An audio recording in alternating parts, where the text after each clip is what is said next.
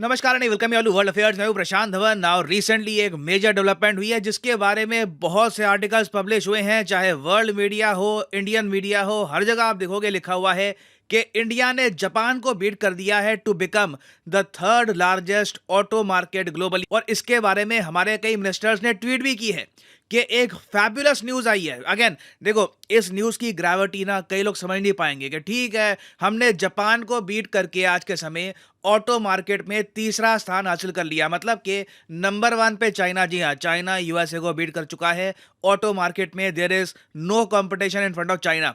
China number 1 पे, number 2 पे USA, number 3 पे आ गया इंडिया। इसमें स्पेशल बात क्या है? How does it impact us? India को इससे जियोपॉलिटिकली बेनिफिट कैसे होगा? देखो, पहली बात तो नोटिस करो, यहां पर लिखा है कि having sold 42.5 lakh new vehicles in 2022 with the sales expected to surge even further. Possibility है कि शायद इंडिया 50 लाख गाड़ियां बेच दे सिर्फ इसी साल। तो इसका मतलब यह होगा कि Bharat global automobile sales industry, जो अपने आप में एक बहुत बड़ी इंडस्ट्री है, 3.8 ट्रिलियन डॉलर्स की, जी हाँ, 3.8 ट्रिलियन यूएस डॉलर्स जितनी भारत की इकोनॉमी नहीं है ना, उतनी दुनिया भर में ऑटो इंडस्ट्री है। जब मैं कहता हूं ऑटो इंडस्ट्री, तो यहाँ पे प्राइमरली हम बात कर रहे हैं कार्स की। और ऑटो इंडस्ट्री देखिए, एक ऐसी इंडस्ट्री है जो खुद तो जॉब्स प्रोड्यूस करती है मगर इनडायरेक्टली भी क्रिएट करती है बहुत सारी नौकरियां। फॉर एग्जांपल, जब आप देखोगे कार्स को असेंबल किया जाता है फैक्ट्री में, कई वर्कर्स वहां पे होते हैं, कुछ मशीन्स को ऑपरेट करते हैं, कुछ लास्ट मोमेंट पर असेंबली करते हैं। उन लोगों को नौकरी तो मिलती है, मगर जब कार को आप बनाते हैं उस वक्त आपको चाहिए होता है स्टील, आपको चाहिए होते हैं टायर्स। तो एक कार के पार्ट्स को बनाने के लिए भी बहुत सारी इंडस्ट्री होती है, बहुत सारी फैक्ट्रीज लगी होती है उन पर, तो वहां पर भी नौकरियां जनरेट होती हैं। तो इसलिए ऑटो इंडस्ट्री जब एक देश में लगातार आगे बढ़ रही हो ना, तो लोग मान के चलते हैं कि उस देश की अर्थव्यवस्था बहुत ही तेजी से आगे बढ़ रही है। उस देश में जो कंजम्पशन है ये लगातार बढ़ती जा रही है। और नितिन गडकरी साहब ने रिसेंटली एक स्टेटमेंट दी थी। इनके हिसाब से भारत की ऑटो इंडस्ट्री 2024 के अंदर अंदर डबल होने वाली है। टोटल हम 180 बिलियन डॉलर्स की एक ऑटो इंडस्ट्री बिल्ड करने वाले हैं। अब यहाँ पर आप ये क्वेश्चन पूछ सकते हैं, मगर ये एनवायरनमेंट के लिए, ग्लोबल वार्मिंग के लिए अच्छी बात थोड़ी ना है कि इतनी सारी गाड़ियां सड़कों पे उतरेगी। This is not good, right? देखो, बिल्कुल अगर आप अपनी गाड़ियां सिर्फ पेट्रोल पे चलाते हैं तो डेफिनेटली इसका नेगेटिव इम्पैक्ट आएगा। मगर हम अब देख रहे हैं कि इंडिया में बहुत टाइप की कार्स आ रही हैं, सीएनजी गाड़ी आ रही है, हाइब्रिड गाड़ियां हैं, और इलेक्ट्रिक व्हीकल्स भी धीरे धीरे इंडिया की सड़कों में बढ़ रही हैं। तो अब देखो, रिस्पॉन्सिबिलिटी हम लोगों की है कि डिमांड तो है, एक कस्टमर इंडिया में खड़ा हो चुका है जिसको गाड़ियां चाहिए। इंडियन इंडस्ट्री का काम यह है कि उसको ऑल्टरनेटिव प्रोवाइड करे कि आप पेट्रोल से चलने वाली गाड़ी के बजाय आप इलेक्ट्रिक व्हीकल यूज करें। और ये हम कर सकते हैं, ये ट्रांजिशन धीरे धीरे आपको दिखेगा। फॉर एग्जांपल, इसी पहल में एक बहुत ही बड़ा ब्रेक थ्रू हुआ है रिसेंटली।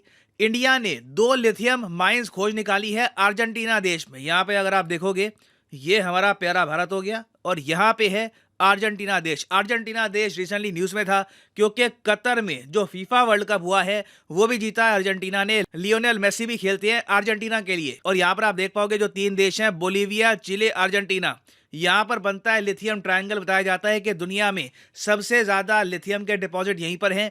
और दुनिया भर की कंपनीज, चाहे अमेरिकन हो, चाइनीज, इंडियन, सब लोग यहाँ पर माइनिंग कर रही थी लिथियम के लिए। अचानक से इंडिया को जैकपॉट मिलता है, हमें मिल जाती है 2 लिथियम माइंस अर्जेंटीना में। और अब भारत सरकार बात कर रही है अर्जेंटीना की सरकार से कि कैसे इस लिथियम को हम बाहर निकाल कर इंडिया में कर सकते हैं एक्सपोर्ट, और उससे हम इंडिया में बनाएंगे लिथियम आयन बैटरीज जो प्राइमरली इस्तेमाल होंगी कार मैन्युफैक्चरिंग में, इलेक्ट्रिक कार मैन्युफैक्चरिंग में। तो ये तो मैंने बात कर ली एनवायरमेंटल इम्पैक्ट की।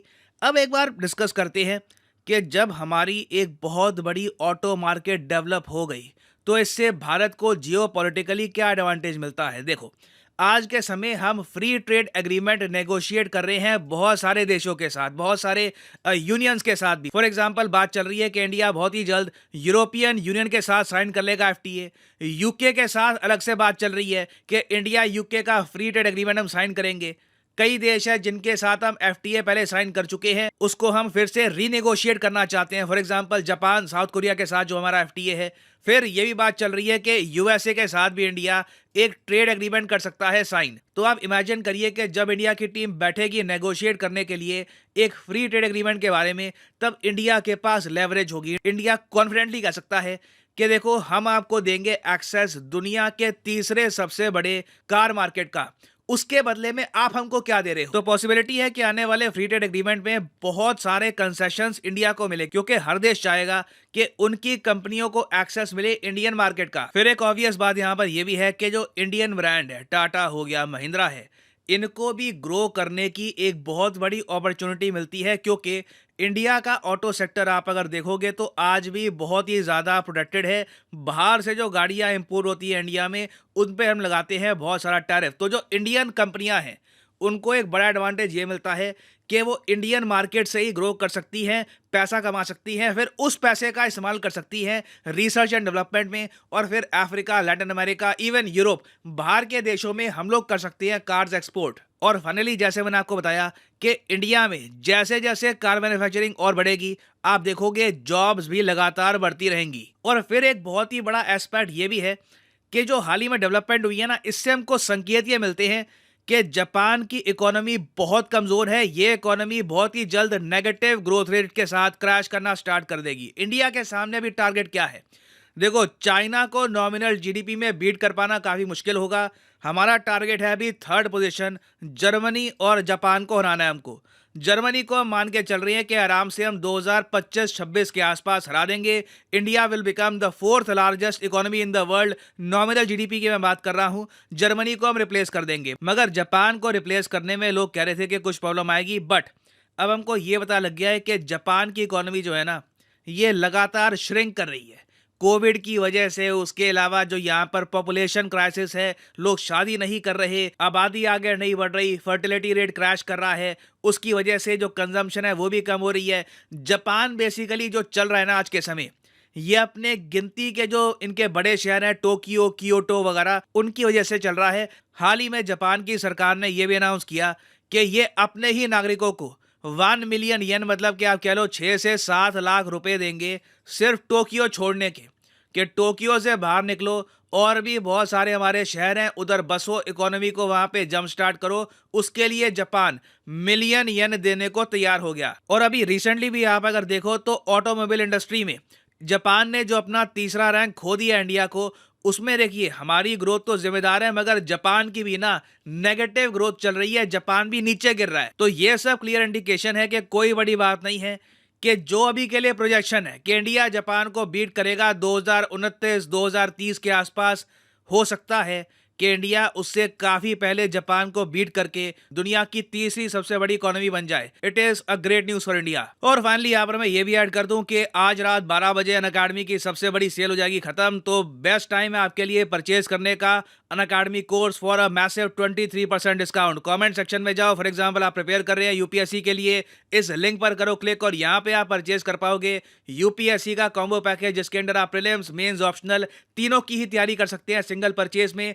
ये सारे वैसे अलग अलग परचेज करोगे, ऑप्शनल का अलग, प्रीलिम्स मेंस का अलग, तो वैसे ही आपको 15-20 हज़ार रुपए एक्स्ट्रा पे करने होंगे। कॉम्बो में सेविंग होती है आपकी। उसके अलावा एडिशनल आपको डिस्काउंट मिलेगा 23% का, अगर आप यूज करते हैं promo code PG10। The prices will start following even more, so use the code PG10। आज रात मध्य रात्रि को ये डिस्काउंट हो जाएगा खत्म।